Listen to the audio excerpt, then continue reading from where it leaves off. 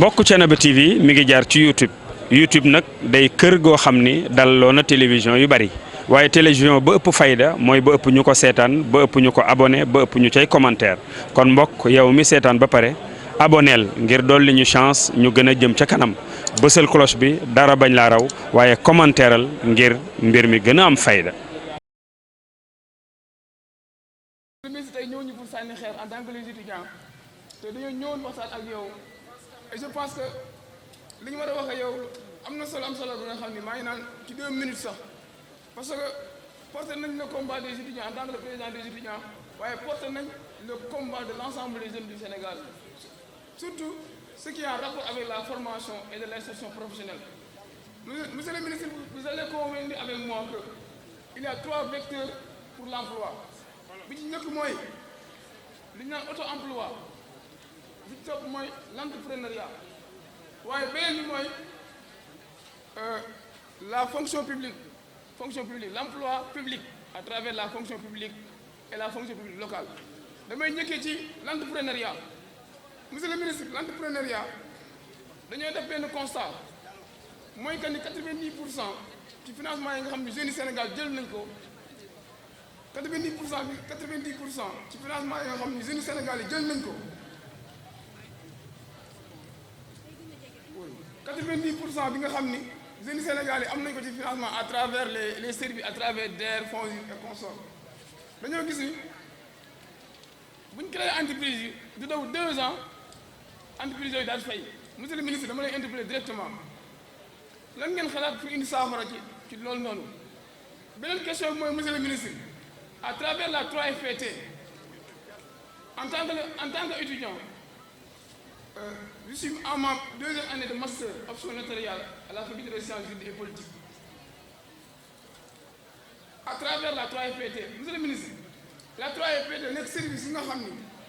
bokk na service yi gën a am doole ci li nga xam ni mooy insertion et de formation professionnelle et même la promotion. Monsieur le ministre, est-ce que duñu jàpp à travers la 3FPT pour professionnaliser l'enseignement supérieur public? L'autre chose, monsieur le ministre, à travers la fonction publique locale avec la pour vous rassurer, man je suis la coordonnatrice communale bu PASTEF donc kon tey ba amoon coloration politique man dama fi teew ndaw ñi jub aussi tamit di yuuxoo xëy na dafa am lu leen nit waaye loo gis du nekk rek da am luñ koy fajee nag mooy ñun ñu xaar ba heure ba jot ndax loo gis lu nekk dafa am heure mais fii nii doon noon nañ fi xool leneen loo xam te ne bi ak li ñu daj lu dul ay yuuxoo wala ay leneen mu doon loo xam te ne bi ñun suñu wàll bopp ñun rafetlu ñu ko. léegi nag question bi nga xamante ne bii ñun dañ ko bëggoon poser monsieur le ministre mooy que ni ñun fii Thiénaba dañoo am ay potentiel am ay ressources yoo xamante ni bi yàlla dañu koo jagleel muy ressources yoo xamante ni bi yàlla dimbali nañu ba wàllum mbay lépp luñ fi mbay ci suñu suuf day nangu ci noonu ci la amee ñoo xamante ni bii wàllum mbay dund la ñuy def parce que amuñu ay moyens yi nag mooy nag phréatique bi digga nañu torop luñ fi bay day nangu waaye mënuñoo am ay teen ndax mën mi mënuñoo am ndox mënuñoo am xanaa arrosage bi dafa métti ndax manuel la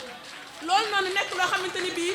Thiénaba gépp ñu ngi koy kaas ñu doon loo xamante ni bii nekkul loo xam ne maa ko jël sama initiative bopp mais dañ maa yónni en tant que jeune en tant que koo xam dama fay nekk patriote bëgg sama dëkk bëgg Thiénaba ba nga xam bu Thiénaba soxlaawee ñëppay ñàkk man maa wax loolu bu Thiénaba soxlaawee ñëppay ñàkk loolu moo fi boole jeunesse bi ñuy remercier Pape Sagay Diop bu baax ci liggéey bi mu def di remercier Diallo DG ANAMO di kontaan bu baax ci initiative bi nga xamante ni bii jël nañ ko vive le Sénégal vive Thiénaba aura une Thiénaba meilleure. nuyoo bi ci monsieur le ministre monsieur Dame Diop di rafetlu di kontaan bu baax ci teew bi nga xam ni teew na fi ñu ngi nuyu autorités yi nga xam ni teew nañ fi yaakaar naa bu ñu fi nekkee di lim dañuy juum je pense question yi mu nga xamoon ni moom laa amoon pour poser ko monsieur le ministre yaakaar naa gudd. mais li may wax njëkk rek benn message bu ndaw laa bëgg rek boo xamante ni 30 secondes la ma lancé ko sama moroomu jeunesse bi là on a l'habitude de voir ñun jeunesse bi dañuy taxaw à tout moment nañ ñu jox mais il faut en première ñu xool aussi lan lañ joxe d'abord suñu localité ñun dafa am loo xamante ni fa lañ juddoo yaroo fa ñu tette ñu màgge fa ñu dem jàngee fa tey jii bul la joxul tamit yow am na loo yoreel localité boobu nga nekkoon muy action citoyenne bi nga xamante ni ñun war nañu ci commune bi wala fépp foo nekk ci Sénégal il faut que ci on soit citoyen d'abord doog a mën a laaj yenn yi nga xamante ni ñi ngi koy def donc maa ngi lancé appel suñu moroomu jeunes yi nii tey actualité bi réseaux sociaux yi internet bi lépp mi ngi ñuy poussé ci yenn yoo xamante ne tey nekkul suñu ay jikko ndax jikko yi ñu xamee ñun ndaw yi Sénégal ñun ndaw yi nga xamante ni ñoo fi dëkk mooy jikko yu rafet xamewuñ ñu saaga xamewuñ ñu sànni xeer waaye tamit nag teewul kenn duñu yàpp ba tey ji ndax fulla ji ñu am ak fayda ji ñu am dinañ ko taxaw wax ko fépp ba kenn duñu yàpp waaye tamit dañ koy def ci discipline dañ koy def ci respect te loolu la ñu xamee fépp loolu la ñu xamee tey fii nga xamante ni mooy dëkk maam Ahmadou Ndack Seck ndax tey jii la mu xeexe ba amee ko yaakaar naa xeex jeex na tey xeex na ba am lépp loo xamante ni tey ñun amuñu ko nañ jàpp ni ci ñun la ñun ndaw ñu la ndaw moo xamante ni tey pare nga pour liggéeyal sa commune da ngaa war a taxaw fexe ba sa loxo set wecci fexe ba doo saaga mag fexe ba doo xas mag fexe ba doo wax mag lu ko metti il faut qu'on soit citoyen d'abord ñu nekk ay citoyen exemple nekk ay jeunes exemple ba suñu rakk yi nga xamante ni tey bu ñu màggee dinañ mën a xool si ñun ba lépp loo xamante ni ñu ngi koy xeex dinañ ko mën a xeex ci façon boo xamante ni façon bu rafet la léegi question bi nga xamante ne amoon naa ko pour poser monsieur le ministre question bi dama koy condenser on a l'habitude de voir ci surtout ci gox yi nga xam ne ñun fi lañ dëkkee muy jeunes yi nga xamante ni tey ci jàng la ñu toll seen jàng d'habitude du am suite wala day teel a dagg am na ñoo xamante ni par manque de moyens la parce que seen parents yi amul ay moyens am na ñoo xamante ni ci début bi bu demee ba ci digg bi dañ leen di daax loolu tamit bëggoon naa xam aussi ban politique la état bi teg pour jàppale ndaw ñooñu nga xamante ni à travers des formations yoo xamante ni formation li alterne lay nekk ñu mën di liggéey di dem formation di mën a dem ci atelier di liggéey en même temps ñu aussi ñuy mën a def li nga xam ne moo di formation bëggoon naa aussi tamit nga leeral aussi parce que tey jii ñun suñu problème mooy boo gisee guerre bi wala li nga xamante ne am na d'habitude ci jàll yëpp problème bi ci amoon mooy ñu ci ëpp financé wuñu leen parce que comprendre duñu woon la di wax ne aussi ñi ngi ñaan ñu gën a dem vers la population ñi nga xamante ne ñoo dëkk ci kaw gi fu sore sore ñu dem fa aussi tamit ñu fexe ba ñu intégrer leen ak li nga xamante ni mooy manipulation des outils informatiques parce que tey jii lépp loo xamante ni ñu ngi koy def outil informatique lañ koy defee donc aussi bëgg nañ aussi ñu former ndaw ñi former leen ba ñu mën a ijji ordinateur ba ñu mën a dugg ci internet bi mën a déployer seen ay projet ba mën a am ci financement yi je vous remercie. di jiital nuyoo suñu kilifa diine yi di ci teg kilifa aada yi di ci jiital monsieur le ministre wax bi du gudd mais compte tenu de la révolution du conseil présidentiel sur l'emploi et le financement des jeunes bi monsieur le président de la république monsieur Macky Sall amalewul fële ca Diamniadio di wax ci wàllu xëy ak liggéey yu jeunes yi ñun ndaw Thiénaba yi rawatina ñun jigéen ñi ñu àndoon waxtaan ci suñu biir ci loo xamante ni ñun ñëpp dañ koo bëgg wala bari na ci ñu bari ñoo xamante ni dañ koo bëgg rawatina man nii jàkkaarloog yéen maa ngi nekk étudiante en formation en hôtellerie-restauration à Thiès am ñu ko fi bëggoon mu am ñu amoon man namoon lool di ko defee di xëy di jàngi ci dëkk bi di wàcc di ñibbisi suñu kër yàlla dogal ni aw ma ko damay dem ba Thiès di wàcc di ñibbisi ñu bari seede na ko fi ni ma ko bëggee nag ni ko ñu bari bëggee waaye amuñu ay moyen transport wala seen parents yi nanguwuñu ak dëkk bi ni mu mel ci ñuy dem di Thiès Dakar di ko suivre du ñu sañoon mu am fii ci Thiénaba gii ñu dëkk soo leen ñu ci mënee dimbali nekk na du ñu gënal di laaj président luñ ci xalaat yow monsieur le ministre aussi lan la président yónnee pour nga wax ci ñun loolu daal yónnee nañ la ko ci waaw maa ngi leen di remercier ñu loolu rek la woon. Muhammadan bu sopp Seydina Muhammad mbokk yi góor damay bañ a jàng waaye tey xam nañ ne ministre temps bi fi def ba ñëw nii maa ngi balaa may nuyu kenn damay wax ni boobu ba léegi ñu doon wax mooy ñi nga xam ne dañoo jàng waaye ñi bëgg a jël kàddu mooy ñi am xam-xam dinaa ko leeral damaa bëgg a nuyu le xalif général de Thiénaba Baye Serigne Abdourahim Seck yàlla na fi yàgg lool Seck te ànd ak wér bu ñu ko nuyoo mboolem xalifa généraux yi nga xam ne ñoo nekk ci biir réew mi nuyoo bi lamb na leen waaye le maire de la commune de Thiénaba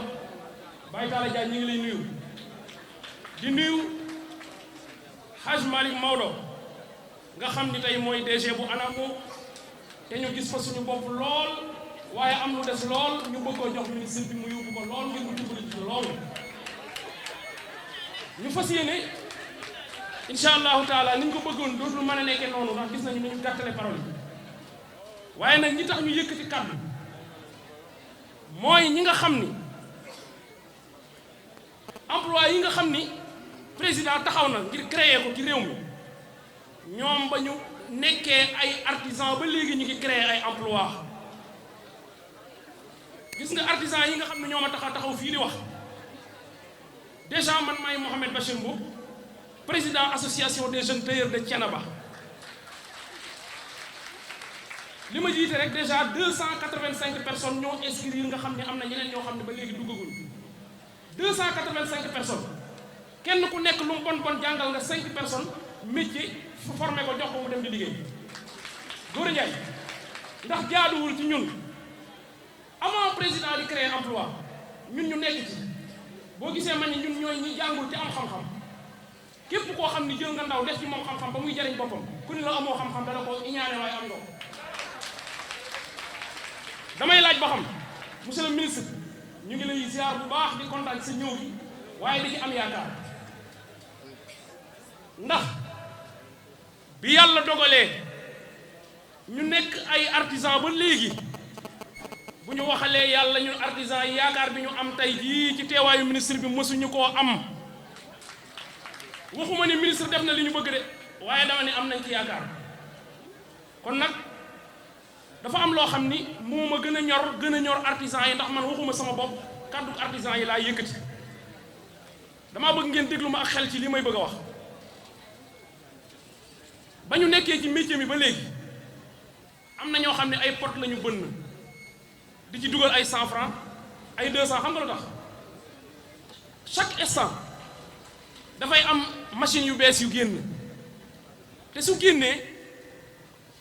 amoo ko say waajur amuñu ko jom rek nga am ak sa doole bopp di dajale di def fukki dërëm ak ñaar fukk di ko dugal ci pot yi ngir machine boobu nga mën koo jënd waaye gis na ko muy mat day fekk machine boobu di jeex bis boo ko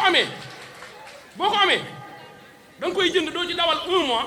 machine ba dootu la jariñ dara sa teg natt boobu nga doon natt ci ay pot 100 francs 200 nga xam ni say doom jooy na soow 100 francs ba tàyyi nga nekkoo génne da nga koy mujjee perte ndax machine bi jariñoo woo léegi man li ma bëgg a xam mooy ndax état bu Sénégal du yërëm artisan yi maa ngi koy yaakaar ci suñu gars yi toog di ministre Dame Diop ak Maodo Malick Mbaye du gudd waaye président bi nga xam ni mooy président mécanique menuisier métallique yi di Modou Mar nga xam ni ñooy ADF ànd dooleel fer ak ki nga xam ni mooy Alassane Diop jiite menuisier bois yi ak ki nga xam ni mooy Bourimar ñi ci des ñëpp nañ ma jéggal ndax temps bi matewu ko ñoom ñëpp ñoo ànd di sant di gërëm ak di ñaanal ndax ñun de amuñu mënuñu waaye teew nañoo suñu ngor ba ku ñu defal lu baax duñ fi nekk sax di wax naan dañoo def lii kii defal dañ koy gërëm sant ko kii taxaw mooy Alaaji Diallo nga xam ni mooy coordonnateur bu maison de l'outil monsieur Diallo waxuma la nit ñi ni muy bëgg ñu ñëw ci moom monsieur Diallo bu demoon ba gaare otom wala ñibbi mu gis benn groupe bu ñëw ngir bëgg ko conseiller lu jëm ci maison de l'outil bi monsieur Diallo mën na faa fanaan ak façon kanam bi mu la koy defale ñun mënuñu laa sant mënuñu laa gërëm waaye tey man ñun tailleur yi dinañ ko décorer insha allah rabbuna fi may jeexale samay kàddu ab laaj la bu jëmaat ci ministre bi waa ndax manifestation bu amee ci dëkk bi du wóor na leen ni fonctionnaire yi dañuy dem seen kër daal di tëdd bu weer dee dañuy fayeeku de waaye benn artisan boo xam daa tëj atelier weer dee muy toog xaar ñu fay ko du am kon xam nga lu ma bëggoon lii may lancé politiciens yi laa koy lancé man Mouhamed Bachir Mbow li may liggéey ci lay dund kon man sañ naa taxaw wax li ma bëgg ndax politiciens yi dañuy soxla tàllal ñu loxo ñu jox leen suñu carte lu tax mënuñu leen wax dëgg képp ku ma musa tàllal sama loxo nga teg ci loxo damaa tagg yonent bi nga daanu jox ma ko joxoo ma ko sang bee ma ko jox dama ni tey ñi nga xam ne ñooy jeunes yi nga xam ne ñoo nekk ci kaw damay tudd Gora Ndiaye sama frère la kenn ku nekk ci ñoom am na capacité jiite mairie bii wala lu dul mairie bi waaye xam nga lu ma leen di ñaan ngeen def ko ci diplomatie parce que xam nga lu tax tey jii ki nga tàllal loxo ni ko jox ma sa mairie bu fekkee da ngaa ñëw taxaw sa entourage taxaw di saaga dootu lu wóolu di la ko jox nañu sellal suñuy wax Baye Talla Diagne ñu ngi lay gërëm di la sant ndax man day sama conférence bii ci weesu man dama lay sant personnellement parce que musuma xew lu ma la gisul te man ak sama morom yëpp noonu dañu koy defale li ñu fiy toog loo fi bëgg yàlla na ko yàlla defal ki lay wuutu yàlla na la gën a aay ba def loo xam ne mosoo ko def li ñu ma waxoon matul de waaye kaddu gi laay bañ a monopoliser damay jéggalu monsieur Diallo ki nga xam ne woowoon naa ko bu dee jege na jël mbuus mi rek joxal ma ko monsieur Diallo yow mënuñu laa sant mënuñu laa gërëm ministre bi laay wax kii billahi lazi la ilaha illa huwa barke Cheikhu Thiénaba lu ngeen ko dolli muy ndamul Thiénaba parce que kii dafa ñëw Thiénaba man li ma jaaxal ci monsieur Diallo waaye nag ku yaroo kër maam borom Touba di nga xam ni règlement intérieur ba fa ne mooy règlement intérieur maam Ahmadou Ndak Seck loolu rek la kon jël sori asalaamaaleykum wa rahmatullah.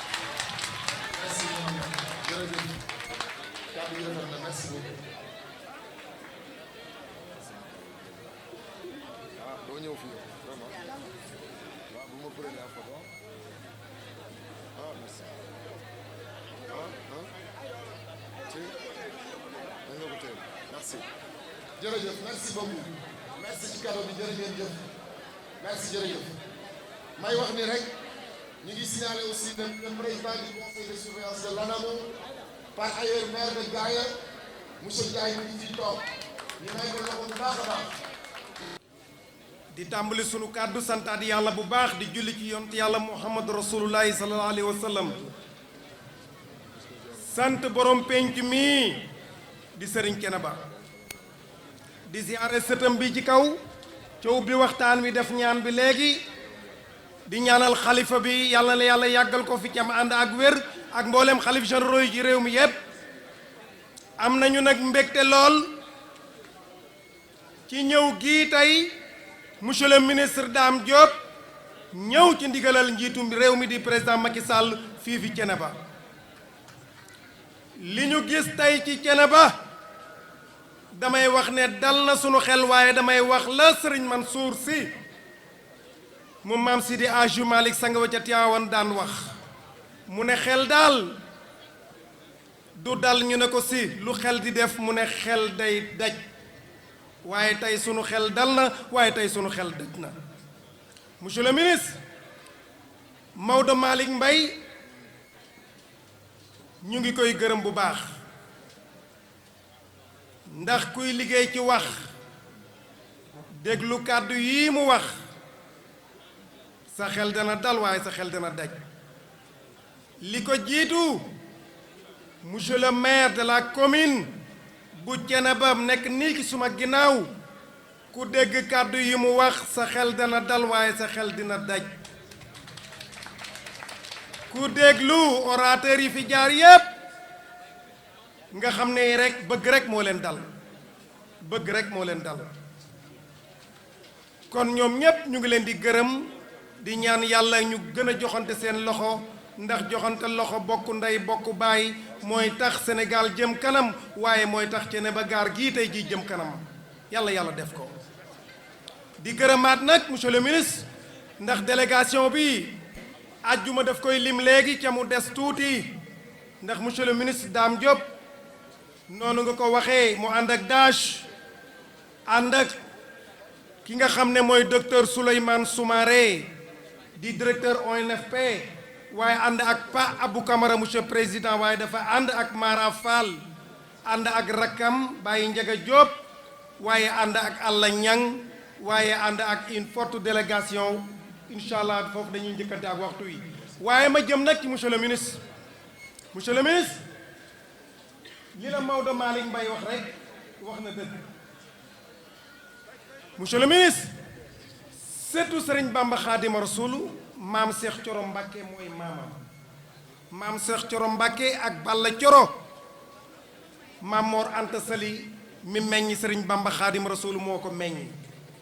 soxna Sukayna Mbacké Fat Ndiaye Ali Guèye Moustapha Diop Kajoor monsieur le ministre mii toog di Dame Diop mu am yar lool am teggin lool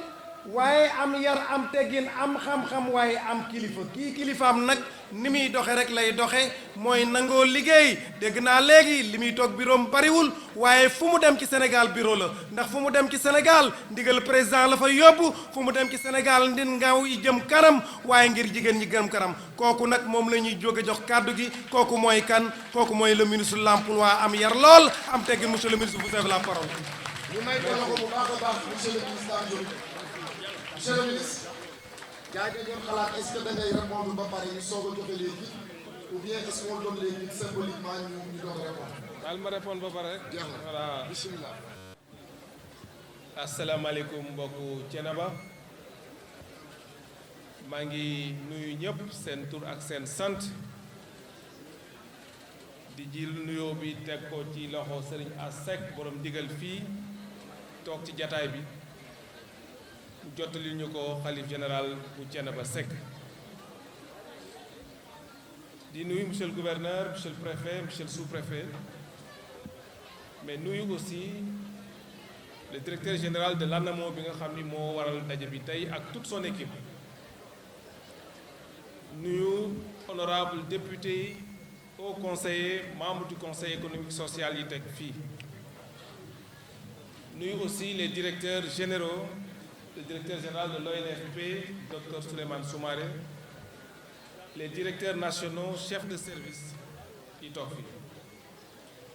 mi berel nuroo aussi les maires j'allais dire de l'arrondissement et du département de Thiès yi toog fii monsieur le maire de Thiénaba maa ngi lay nuyu di la ziar di la jox sa wàccuwaay berel ci nuyu aussi sama xarit monsieur le maire de Ndiayène Sirakh l'ambassadeur itinérant Fallou Fall toog ci kaw jataay du nuyu waa Thiénaba yépp du nuyu ndaw Thiénaba ak jigéenu Thiénaba féliciter la jeunesse de Thiénaba wax dëgg yàlla ku dégg le président du conseil communal de la jeunesse dégg le président du comité de pilotage bi organisé waxtaan bi maa ngi koy wax léegi ne xel mun na dal ci jeunesse Sénégal su ma gisee aussi toogaay bi parce que toogaay bi yàgg na jigéen ñi toog ndaw ñi toog góor ñi ak jigéen ñi di déglu boobu ba léegi mooy wane ne li ñuy wax fii li ngeen def ni soxal na leen intéressé na leen moo tax maa ngi leen di félicité bu baax a baax a baax moo tax moom monsieur Diallo jàpp naa ne phase bi ñu toll ci waxtaan bi phase bu am solo la bu ñu paree ci phase bi soog a joxe kit yi monsieur le directeur général de l'ANAMO maa ngi lay félicité ci initiative bett ñu nag ci yow mais dinaa ci ñëw ci à la clôture ci sa liggéey ci kanamu ANAMO ci boppu ANAMO mais occasion bii nga ma may pour ma waxtaan ak ndaw Thiénaba dafa nekk loo xam ne nii suñu kilifa ñun ñëpp muy le président Macky Sall yàlla dogal tey mu nekk ci bopp réew mi daf ko soxal ndax tey liggéeyu ndaw ñi jàngu métier ndaw ñi président wax na ko c'est au cœur des politiques publiques aujourd'hui mais ma bëgg a wax rekk ne du tey la loolu nekk ci biir au cœur des politiques publiques du président de la République président Macky Sall wax na ndaw ñi bari ki démb ci Diamniadio je vous ai écouté je vous ai entendu et je vous ai compris loolu nag jur li ma bëgg a waxtaane ci fànn yu bari léegi li ñu tuddee programme d'urgence pour l'insertion et l'emploi des jeunes sénégalais mu nekk nag processus bu yàgg ci tënk ndax loolu mooy sababu waxtaan bi mais ma rappelé que ne président Macky Sall 2012 bi mu wut réew mi dafa doon su ngeen ma joxee réew mi jigéen ñi ndaw ñi ak monde rural ñooy nekk au cœur de mes politiques publiques mu def ci ay jéego yu bëree bëri du ma ko lim nde dispositifs yu bëri yi ñu jël tey mun naa ci lim PUDC lim ci Prodac lim ci Puma lim ci bourse de sécurité familiale ainsi de suite lim ci li ñu def ci matériel agricole ainsi de suite jël ay dispositifs yu bëri mu tëggaat ko ci biir plan Sénégal émergent wax ne transformation structurelle de l'économie mais wax aussi capital humain ci biir capital humain mu jël ay matuwaay yu bëri am na ay dispositifs yoo xam ne ñu ngi nekk ci suñu gannaaw ñu leen di seen mu mel ne ANAMO bii ci la bokk mu mel ne ONFP ci la bokk mu mel ne 3FPT ci la bokk mu mel ne ANPEJ ci la bokk mu mel ne Prodac ci la bokk mu mel ne DER ci la bokk sans être exhaustif ça veut dire que président logique bu mu nekkoon ci jàppale ndaw ñi ci la nekk ba 2021 bi muy wutaat réew mi 2019 mu ne damay teg programme 5 3 5 5 initiatives 3 programmes ak 5 accès universel mais bu waxee 5 initiatives mu ne initiative bi mag ci initiative yi l'initiative des initiatives mooy PSE jeunesse 2035 te ku wax jeunesse wax formation wax emploi président teg ay kuréel yu bëri am na ñu ma ci lim léegi mu dawal ba mu yàgg mu ne jàpp naa ne dispositif yi am na formation organisation financement waaye lëkkaloo bi war a am ci diggante kuréel yooyu am na lu ci des mu taxawal conseil national pour l'insertion et l'emploi des jeunes depuis janvier jël décret dama bëgg rek wane processus bi nga xam ni 2012 bi président Macky Sall ñëwee ci bopp réew ba léegi lan la def jëm ci ndaw ñi damay bañ rek ñu foog ne programme d'urgence bi lu ne cëpp ne lay la programme d'urgence bi processus la xëy na am na lu ko accéléré ba moom ci boppam wax na baax donc bi mu taxawalee conseil national pour l'insertion et l'emploi des jeunes mu ne kuréel yooyu ma taxawal yëpp jëm ci ndaw ñi nañu am cadre boo xam ne fa la ñuy dajee te man président de la République maa koy jiite ci biir kuréel boobu ñu mën a waxtaane yow ANAMO da ngay jàpp fii yow ONFP da ngay jàpp fii yow ANPEJ da ngay jàpp fii pour que nekk une suite logique dans l'accompagnement des jeunes dans leur politique d'employabilité et d'emploi janvier 2021 22 avril 2021 mu wote concertation mais laata loolu mu wax gouverneur ak préfet yi dajale leen ndaw ñi ci biir gox yi ak gox-goxaan yi ñu waxtaan seen ay jafe-jafe ci wàllu formation ak emploi ñu def CDD def ngeen ko fii ci Thiénaba def ngeen ko fii ci département Thiès def CRD jóge fa moom ci boppam mu ne day jiite conseil présidentiel sur l'emploi et l'employabilité des jeunes fukki waxtu ndaw yaa ngi nii toog les conseils communaux régionaux départementaux d'arrondissement de jeunesse toog wax ak ñoom fukki waxtu xale yi wax mu déglu mu jël ay décisions loolu nag jàpp naa ne ku bëgg a gunge sa ay ndaw mooy teg kuréel yooyu nga teg mais jël aussi décision toog waxtaan ak xale yi waxtaan ak moom fukki waxtu 10 heures ci suba ba 20 heures mu taxawal programme d'urgence pour l'insertion et l'emploi des jeunes ma tënkal leen ko balaa may ñëw ci tontu yi programme boobu mu ne xëyu ndaw ñi na bar jël ay koppar def ci wax naa feneen que ne programme bi président teg may naa fii ak ay semaine ay weer yeneen dëkk dinañ ko copier ci Sénégal je mets au défi tout le monde du xaar ba ci kanam mu teg programme bi ne dama ciy def ñeent fukki milliards ak juróom fukk 450 milliards ci ñetti at mu ne ci at bi ma def ci téeméer ak juróom fukki milliards ñëpp xam nañ que mbas mi fi jaar ndërmel na économie yëpp ci àdduna bi même économie yi gën a mag nga décider ci contexte bu jafe boobu ci contexte international bu jafe taxawal un programme réaménager ce budget génne 150 milliards mu ne 150 milliards yooyu day jël 70 milliards delloo ko ci ndaw ñi en termes de formation et d'emploi dañuy faral di wax rek wax naa ko bërki démb ci télé bi programme d'urgence boobu du rek recruter 65 000 jeunes sénégalais juróom benn fukki junni ak juróomi junni ndaw Sénégal ñoo xam ne ñooy liggéey ñoom la ñuy embaucher ci programme boobu mu jox ndigal gouvernement bi yépp rawatina man mi nga xam ne ma yor emploi mu ne dama bëgg ci mois de mai bi ñu commencer recrutement yi Sénégal liggéeykat yi nekk fonction publique yëpp 154 000 lañ nga décider recruter 65 000 d'un trait maanaam mooy genn wàllu fonctionnaire dans un contexte économique mondial difficile mais président dafa xam ne tey suñu réew ndaw ñi ñoo fi ëpp soo jëlee population réew mi yëpp nga xaaj ko ñetti xaaj yi ay ndaw lañu amuñu fanweeri at ak juróom jataay bi wane na ko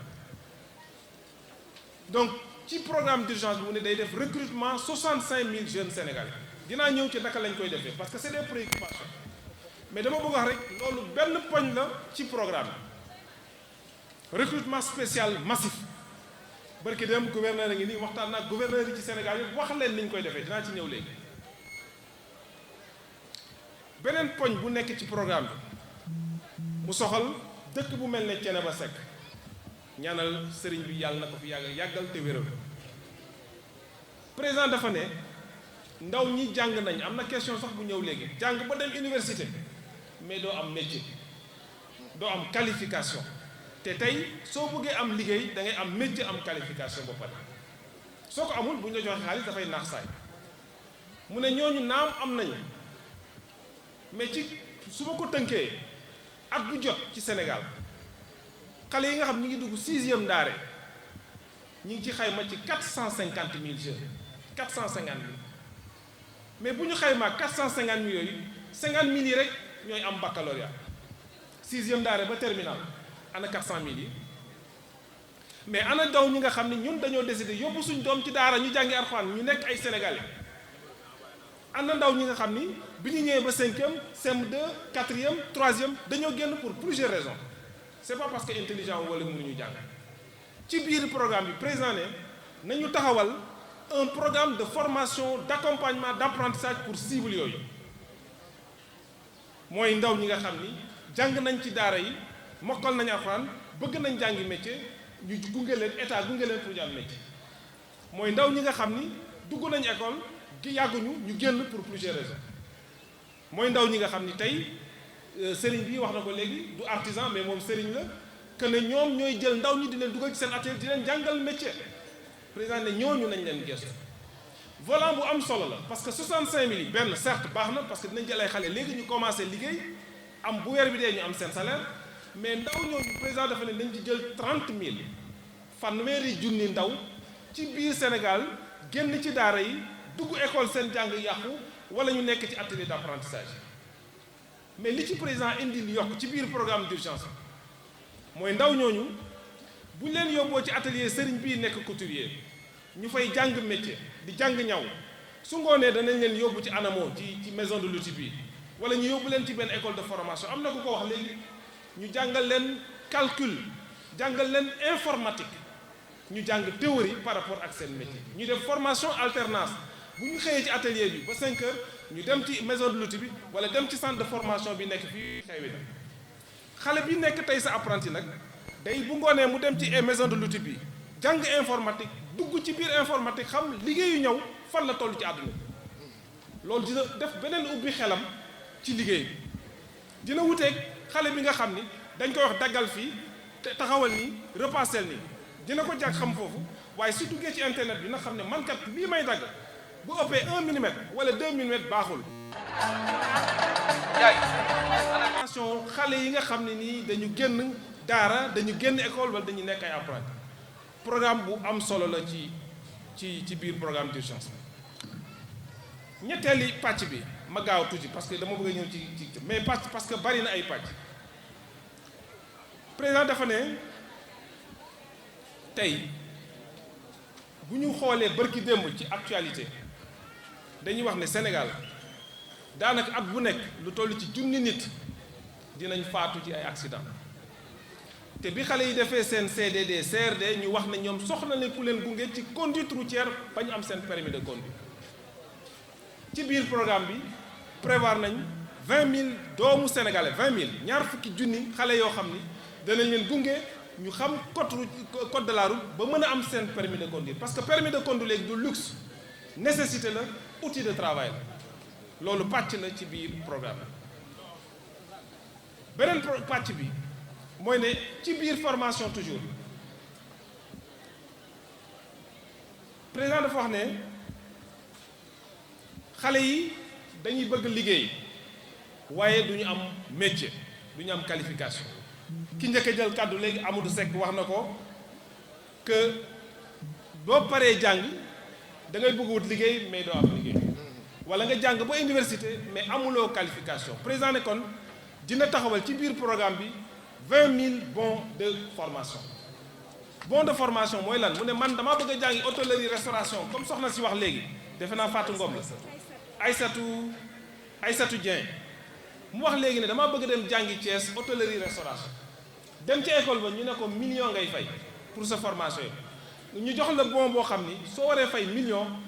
100 000 ngay fay 90% état bi jël ko fayal la loolu ci biir programme bi am na 20 000 jeunes yoo xam ni dañ leen defal loolu. beneen pàcc mooy convention état employeur convention état employeur mooy lan xaalis la boo xam ni état moo koy génne ci gafakaam teg ndax Amadou Seck xam na li may wax da ngay jàng ba université am say diplôme dem di wut liggéey entreprise boo ñëw ñu ne la yow amoo expérience parce que yaa ngi soog a génn liggéeyagoo fenn defagoo say preuve état du Sénégal taxawal benn document tudde ko convention état employeur mooy lan convention boobu état day taxaw ci wetu entreprise bi ne ndaw bi nga xam ni jàng na ba pare ñëw ci sa entreprise di liggéey jël ko di ko fay boo ko waree fay fukk ma fay juróom nga fay juróom convention boobu 1 milliard de francs CFA la woon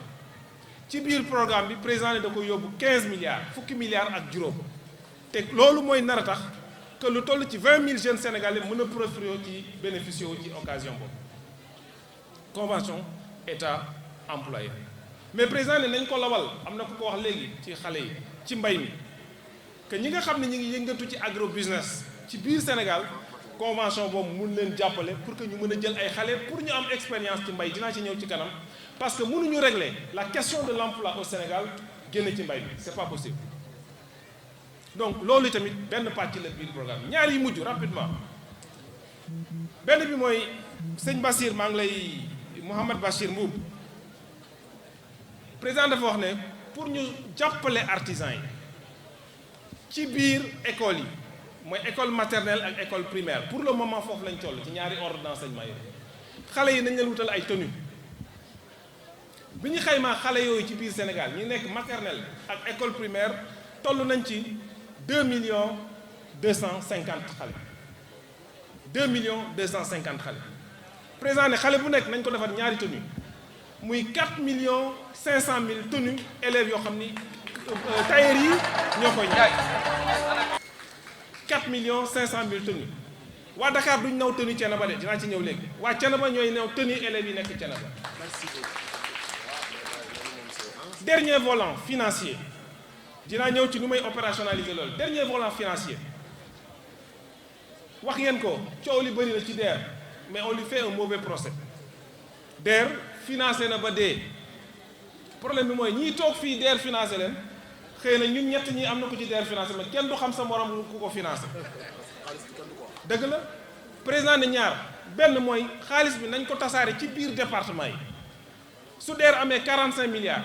nañu jël département bu nekk la mu tollool ci ay nit ñu yóbbu fa xaalis donc département Thiès dina am quota mais quota boobu su département Thiès toogee fukki communes yi ak juróom-benn yi nekk ci biir Thiès danañ toog ci kanamu préfet waxtaan ci xaalis boobu nan lañ koy séddale ñu nag ñu def ci critère bu am solo ci liggéey bi ci emploi yi ci formation conducteurs yi ci xaalis bi ci tenue yi président ne c'est au prorata de la population active de tous les départements loolu mooy lan damay bañ ñu ne 65 000 yi Thiénaba 5 000 la ci am pourquoi Thiénaba am 5 000 parce que xëy na département Thiès am na 20 000 peut-être mais quota yi pare nañ ci mais quota yooyu ni ñu ko defee mooy ne département bu nekk en fonction ndaw ña fa nekk la population jeune active président ne jeune sax nañ ko yóbbu ba 40 ans parce que jeune ba 35 ans la président ne ci biir programme bi yóbbu leen ko ba 40 ans pour wax ne amul benn parparloo politique wala leneen ñu wooyi service bu ñuy wax ANSD agence nationale de la statistique et de la démographie ñëpp xam nañ seen xarañte ci liggéey ci wàllu statistique ANSD ñëw ne ñu population Sénégal nangam la département bi nangam la am ñu jël emploi yi ak yooyu yëpp rapporté ko ci population active loolu mooy équité ça veut pas dire que département Thiès ak département Bambey dañuy war a tolloo forcément non donc dañuy rapporter li nga war a am ci emploi au prorata de ta population active c'est proportionnel loolu nag ñaari mbir la ci président bëgg benn bi mooy ñu territorialiser ko ñu yóbbu ko ci département yi wàcc ci commune yi def nañ arbitrage yi quota yi xam nañ ko dinañ ko jox préfet ak sous-préfet yi président ne kon loolu dama bëgg ñu def ci département bu nekk un pôle emploi entrepreneuriat pôle emploi entrepreneuriat boo xam ne nii préfet bii toog moo koy seet dina am ay nit yu fa nekk am na ku ko wax léegi structure yu mel ne ANAMO ONFP 3FPT ANPEJ DER dañuy ñëw ci guichet unique boobu du pôle emploi département Thiès dina am pôle emploi entrepreneuriat ci foofu nag le préfet di waxtaanee ak pôle emploi ku bëgg bindu ku bëgg projet de formation ku bëgg financement da ngay dem ca pôle ba nga bindu ne man maa ngi tudd Dame Diop maa ngi dëkk Thiénaba tailleur la sama projet lii la ñooñu ñu orienté la boo soxlaa formation ñu defal la formation soo soxlaa financement ñu bind la ci ñi ñuy financé mais ñi ñuy financé du Dakar lañ ko waxee léegi fii lañ ko waxee ci département Thiès préfet dina toog maire yi toog mais surtout jeunesse bi toog à travers les conseils de jeunesse départemental communal d'arrondissement ñu décider foofu kan la ñuy recruter parce que bu ñu recruter fii ci Thiénaba parce que Thiénaba dina am quota xëy na ñu ne kon ci recrutement yi Thiénaba am na ci 100 exemple mais 100 yooyu da ngeen yéen waa Thiénaba da ngeen di toog ak seen maire ak le sous-préfet ak ñooñu ngeen waxtaan ne ñii ak ñii la ñuy recruter ñu taf ko mu ne fànn bu ñuy financer aussi noonu lay demee donc ku am sa projet dootul dem ba Dakar ñu koy financer mais ci pôle emploi entrepreneuriat bi nekk ci biir département bi fa ngeen di toog préfet jiite réunion bi. préfet ko jiite préfet état la fi nekkal kenn moo ko jiiñ par la ñu toog ubbi commission bi ñun ñu dëkk Thiénaba ñun ñu dëkk département Thiès ñu toog waxtaan ne lii ak lii dañuy recruter ñii la ñuy recruter ñu taf ko ñëpp xam ne kii kan la ñuy recruter ku ñu financé it ñu taf ko ne ñii la ñuy financé loolu mooy instruction président territorialisation de la politique publique dans ce programme d'urgence mu ne na bar mais na simple bu mu bari ay procédures yoo xam ne nii mooy tardel ndaw ñi ak jigéen ñi donc loolu mooy ci tënk programme d'urgence pôle yi ñu ngi koy taxawal et que très prochainement dinañ commencer lancer avis de recrutement yi pour recruter ndaw ñi parce que département bu nekk dina am quotaam commune bu nekk am quotaam nit ñi toog ci à leur niveau pour mun ci waxtaan. donc loolu mooy programme d'urgence bi nga xam ni wax naa processus ba mu jógee 2012 ba 2021 mu am programme d'urgence li ci des ci lay duggee ci question yi xale yi laaj bi ci njëkk mooy Amadou Seck mu ne ban solution la ñu am pour la survie des entreprises dëgg la ñu bëri dañuy entreprendre dañuy def seen yëfi bopp mais suñu dawee ab diir entreprise bi daanu c'est une réalité du sénégalaise rek mais c'est une réalité mondiale loolu moo tax ñu décider ci pôle emploi entrepreneuriat ñaari mbir du ñu financer kenn te tàggatuñ la ba pare balaa ñu lay financer bu ma bëggee ubbi sama atelier couture danañ ma tàggat ci couture tàggat ma nan laay yoree sama atelier couture soog la financer mais surtout coacher la gunge la suivre la pour que sa entreprise bañ a mel loolu bokk na ci liggéeyu pôle bi beneen bi mooy professionnalisation de l'enseignement supérieur xëy na loolu du 3FPT rek mais bari na structure yoo xam ne ñu ngi koy def loolu moo tax état du Sénégal taxawal ISEP institut supérieur d'enseignement professionnel pour que xale bi su amee baccalauréat au lieu mu dem defi 5 ans pour am master wala 6 ans mu dem defi formation professionnelle am métier pour mën a liggéeyi donc loolu nag xale yi ñoo ci war a xar seen tànk tubéy jàng am métier toog ci gannaaw bureau xëy na ñun noonu la ñu jàppe woon ne liggéey mooy toog ci gannaaw bureau di bind mais tey ci àdduna bi yëpp ñëpp ñi nga xam ne nii ñoom la ñuy tuddee ñu arrivé am parce que am nañ koom am nañ situation ñi ci ëpp jàng ba ci Sénégal bi donc li am solo mooy am métier que ñu décider très tôt ñu dem jàngi formation professionnelle pour am métier parce que tey structure yi am na pour mën a gunge xale yi pour def seen formation professionnelle. Sur la fonction publique locale jàpp naa ne déglu ngeen il y a 2-3 semaines ci conseil des ministres président jël na décret bi nga xam ni mooy organiser la fonction publique locale donc loolu jàpp naa ne c'est derrière nous mais ministre bi waxtaan na ci lu bëri. alors am na question bu waxoon tontu naa ci mooy nu ñuy recruter les 65000 65000 yi am na ci loo xam ni recrutement national loolu waxuma ko bi may leeral enseignants yi 65000 am na 5000 enseignants yi ñoom recrutement national le ministère de l'éducation commencé na ci liggéey.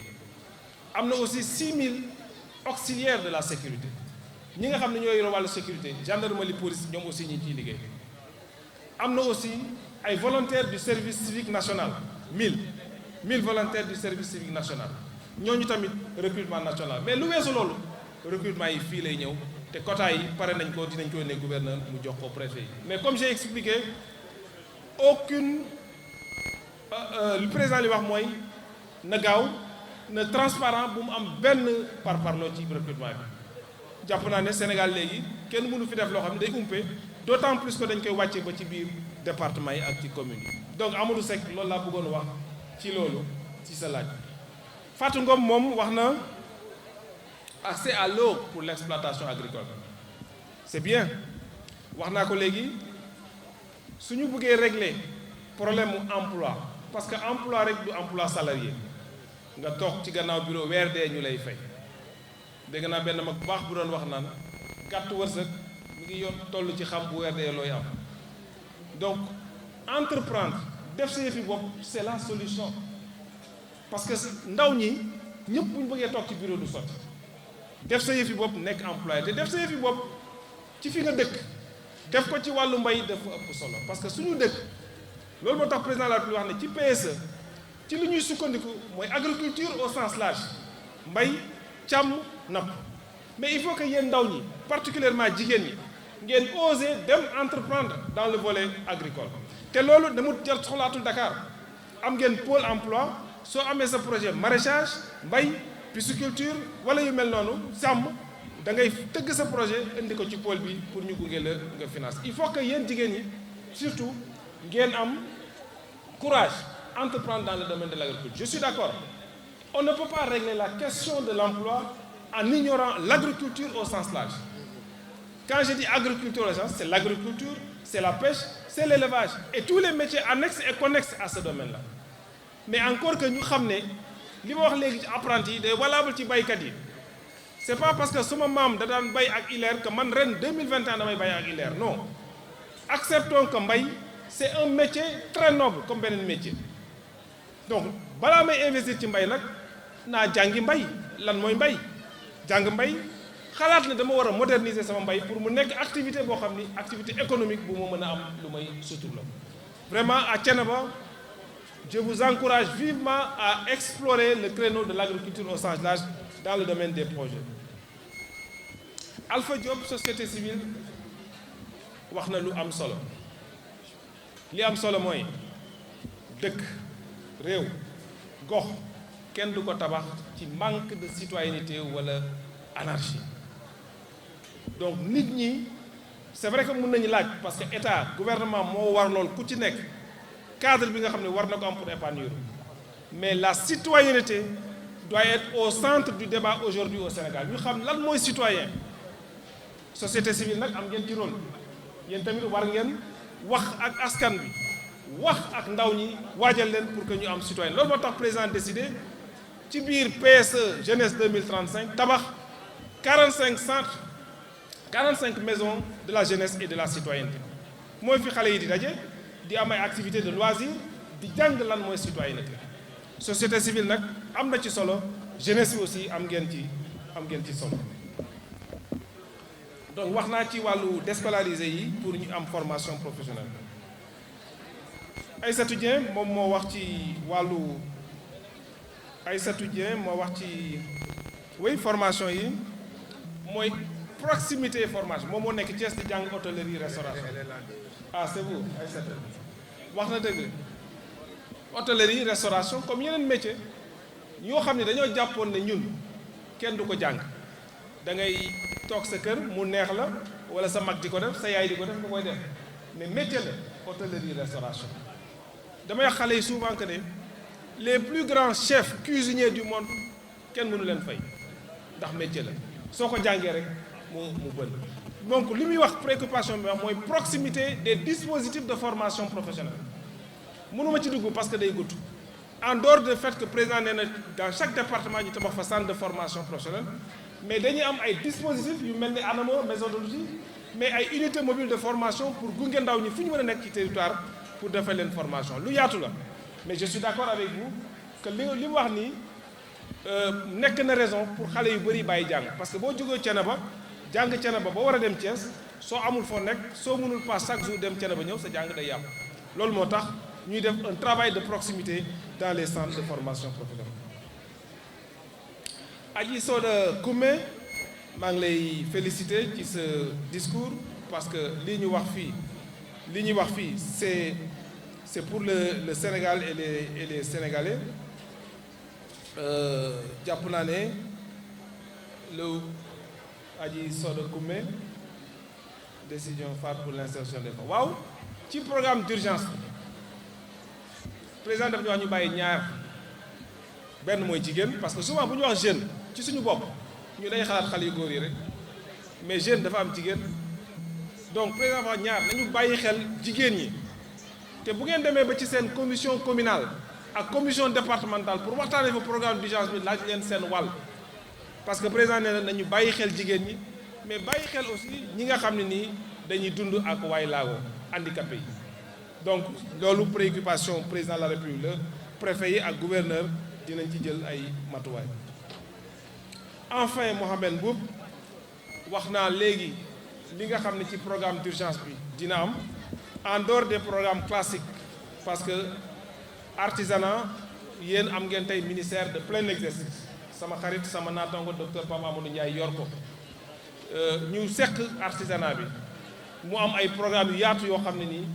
daf ko jëmale ci artisan yi et je pense que li ma wax léegi ci tenue yi kenn du ko ñëwee Thiès pour indi ko Thiénaba kenn du ko ñëwee Dakar pour indi ko Thiès bu ñu séddalee ku ci nekk dëkk bi nga nekk ñaata nga am say tailleur ñooy dajaloo liggéey ko mais xaalis boobu dellu ci ñoom te des ci biir dëkk bi donc defe naa loolu laa amoon ci ay laaj ma bañ a guddal parce que guddi na waaye c'est important que ñu waxtaan ma bëgg a féliciter encore jeunes yi mais féliciter encore le DG de l'ANAMO mon ami Maodo Malick Mbaye maa ngi koy wax léegi mais féliciter aussi toutes les structures du ministère qui vous ont accompagné parce que bi ma ñëwee gis stand yi lii mooy wane ne nous avons un seul et même objectif mooy gunge le président Macky Sall dans l'épineuse question de l'emploi et de l'employabilité des jeunes. DG, vous avez tous nos soutiens. On a entendu les préoccupations de vos collaborateurs. Xamna Inch'Allah Rabbi au niveau du ministère, on verra comment encore accompagner l'ANAMO parce que ANAMO dafa am chance ci maison de l'outil ngeen am ci plusieurs fonctions. Bi ma ko visité léegi mën ngeen fi ñëw liggéey fi mën nañ leen fi former mën nañ leen fi abal ay outils pour ngeen liggéey. Je pense que c'est des dispositifs à pérenniser. En tout cas, vous avez tous nos soutiens. maa ngi sant ñëpp di gërëm ñëpp ñu ma gisul ci gannaaw ki bi ñu baal ma en tout cas ndaw ñi moi je suis toujours prêt à revenir su ko jaree pour ñu gën a waxtaan mais dispositif yi ñu ngi fi seen yëf la bu kenn toog sa kër tëdd sa lal naan affaire yi doxul nañu jóg parce que liggéey dañ koy wuti doo toog liggéey fekk la lu état bi am yéene pour jàppale leen il faut que ngeen jóg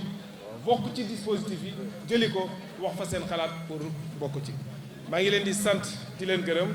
di ñaan yàlla bu ñu fi dajawaatee ñu def évaluation le programme d'urgence moom sax ko boobaa Serigne Bachir dina wax ñaata tenue la ñëw ci tenue xale yi incha allah asalaamaaleykum wa rahmatulah taala wa barakatu. Anta Mbengue moo nekk nii Anta Mbengue lii nekk ndimbal loo xamante ni ci cadre programme bi ci la ko ANAMO defee voilà merci. Borimaal bu ñëw Borimaal donc may préciser rek ne njëriñ yi coiffeuse yëpp a ko am lii remise symbolique mooy day am ñaar ñu jox mais buñ ci jógee ci des ñëpp dinañ ko am incha allah jërëjëf ñuy woo aussi soin et climatisation ñooñu dañ leen ci formé woon muy Ibrahima Sarr ak Assane Samb jërëjëf Ibrahima Sarr ak Assane Samb Ibrahima Sarr ak Assane Samb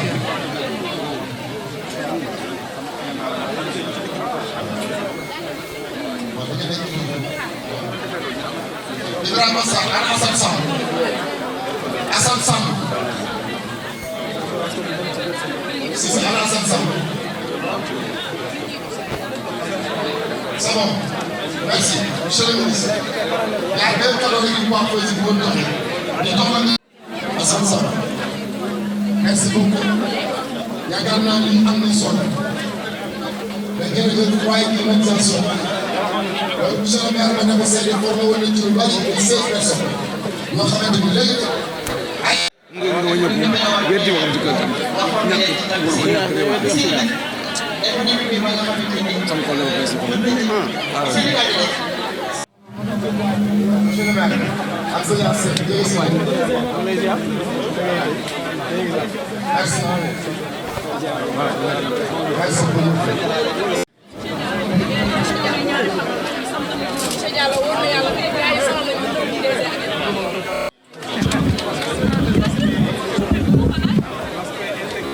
Mesdames, Messieurs les journalistes, nous sommes cet après-midi à Thiénaba sur invitation de la communauté de Thiénaba, mais aussi de l'Agence nationale pour la maison de l'outil qui a accompagné les jeunes de l'arrondissement de Thiénaba dans ce forum, ce panel qui nous a permis d'expliciter le programme d'urgence pour l'emploi et l'insertion des jeunes. Je pense que ça a été des moments forts et inédits dans l'organisation. Nous avons essayé de présenter ce programme d'urgence qui ne comporte pas que seulement le recrutement de 65 000 travailleurs. Il y a d'autres volets non moins importants, notamment dans le cadre de la formation, de l'apprentissage des sortants des daara et des déscolarisés. On a donné la parole aux jeunes pour les écouter, qui ont fait part de leurs préoccupations par rapport aux dispositifs qui existent. Et nous les avons rassurés en fonction des orientations que le président de la République a données dans le cadre de la mise en œuvre de ce programme d'urgence qui aura deux volets fondamentaux. Le premier, c'est la territorialisation des activités à travers les départements et les communes. Mais le deuxième volet aussi, c'est la flexibilité et la transparence dans la gestion de ce programme. Je pense que c'est un excellent moment d'échange avec les jeunes qui ont compris, les tenants et les aboutissants du programme d'urgence pour l'emploi et l'insertion des jeunes. Et comme je leur ai expliqué, ce n'est pas un programme sorti ex nihilo. Parce que dans la démarche du président de la République, depuis 2012, il y a eu beaucoup de dispositifs, beaucoup de structures qui ont été mises en place pour accompagner les jeunes dans leur formation, leur employabilité et leur accès à un emploi décent. Ce programme d'urgence n'est que l'aboutissement d'un long processus qui a débuté depuis 2012 avec comme viatique dans le cadre du programme du président de la République, les jeunes, les femmes, le monde rural. Et ensuite, dans son programme 5.5, 5.3.5, où l'initiative des initiatives, c'est PSE Jeunesse 2035, qui met l'accent sur la formation et l'emploi des jeunes. Et aujourd'hui, c'est tout bénef que le président de la République décide de créer des pôles emploi entrepreneurs dans tous les départements. Et c'est pour ça que j'ai lancé ce message à l'endroit des jeunes de Thiénaba, de l'arrondissement de Thiénaba, pour qu'ils aillent fréquenter ce pôle emploi entrepreneuriat qui sera sous la direction du préfet de département pour plus d'équité, plus de transparence dans la gestion des activités de ce pôle.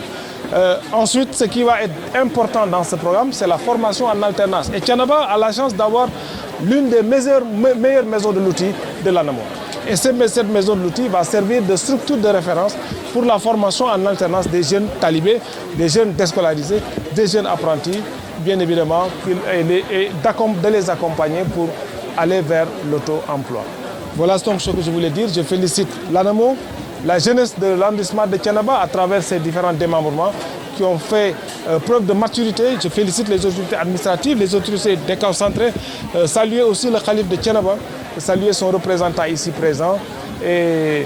le donner rendez-vous très prochainement pour évaluer, comme le président nous y invite, ce programme d'urgence, quels sont les impacts qu'il a créés au niveau de Thiénaba. Je vous remercie. D'abord, il nous faut camper le décor. Il ne s'agissait pas d'un forum ou d'un panel organisé par des politiques. On est venu aujourd'hui sur invitation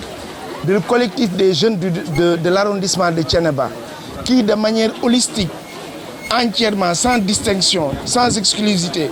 en rapport avec toutes les forces vives, les politiques, la société civile, les religieux, se sont regroupés pour organiser ce qu'ils appellent Jotaay Ndaw ñi. Ça a été d'abord une occasion d'échange interactif direct avec le ministre de l'Emploi et de la formation professionnelle, de l'apprentissage et de l'insertion, mais également il y a eu une remise de kits d'insertion pour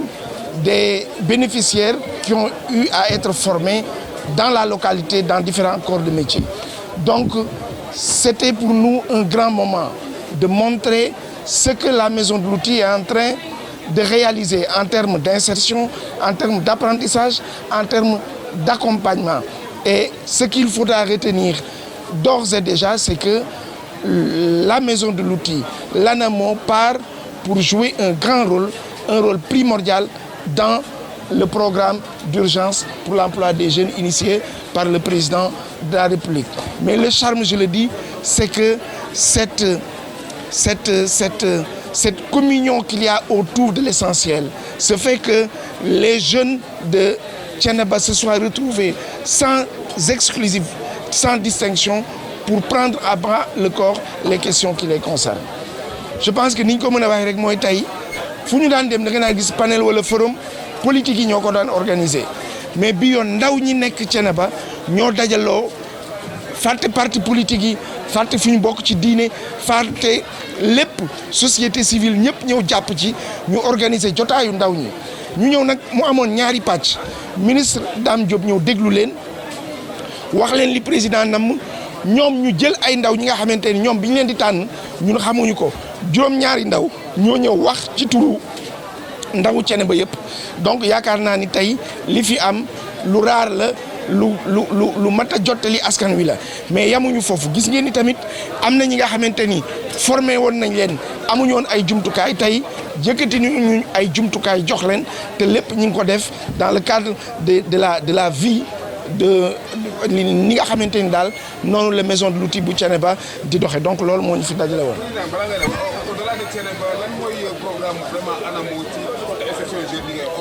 Non, dafa am un programme, nous avons un programme appelé,